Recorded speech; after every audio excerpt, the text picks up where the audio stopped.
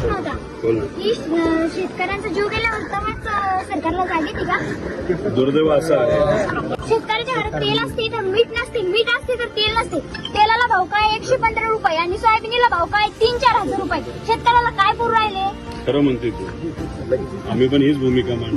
दादा माझा बापी शेतकरी आहे. वडील आलेत ते नाही वही आणायची असते दादा, तर पप्पा जर का म्हणलं माझ्या खिशात 10 रुपये नाही तर इतकं वाईट वाटतं. नको करू, आम्ही तीच भूमिका घेतो.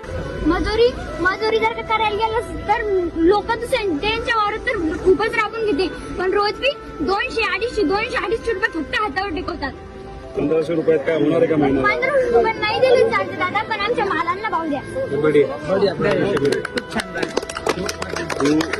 पण तू आता कितवीत आहेस? 8वी बरं, आता 11वी वार कुठून करणार? मग तुझ्या घरचा काका मामा भाऊ मोठा आहे का कोणी?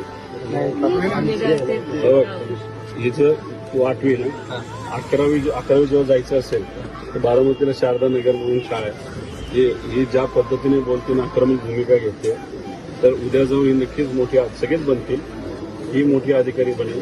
आणि ती बनत असताना आमच्याही त्याच्यामध्ये एक सेवा म्हणून काही मदत म्हणून ही जी 11वी 12वी आणि नंतर पण तिला त्याच संस्थेमध्ये जर करायचं झालं तर सगळी जबाबदारी मी घेत आहे, असा शब्द व्हिडिओ काढताना